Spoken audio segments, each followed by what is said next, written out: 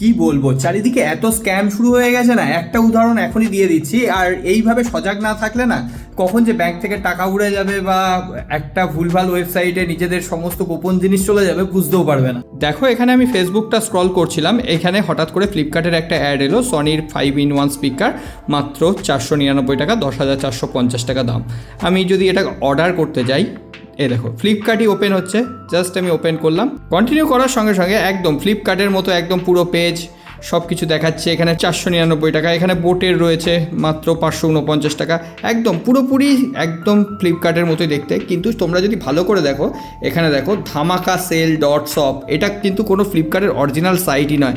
এখান থেকে সমস্ত কিছু টাকা দিয়ে তোমাদের অর্ডার করতে হবে। এই যে রিলোড হয়ে গেল, এখানে টাকা দিয়ে তুমি যদি বাই নাও করতে চাও, একদম পুরো ফ্লিপকার্টের মতো দেখতে, কিন্তু এটা আসলে একটা পুরো ফেক ওয়েবসাইট। তো এবারে তোমরাই বলো, যদি এখান থেকে কিনে নাও তাহলে 500 টাকা তো গেল, তার সঙ্গে সঙ্গে কোনো অর্ডারও পাওয়া যাবে না। 500 টাকাও তো গায়ে লাগে নাকি? তোমাদের এরকম এক্সপিরিয়েন্স হয়েছে কিনা অবশ্যই জানিও।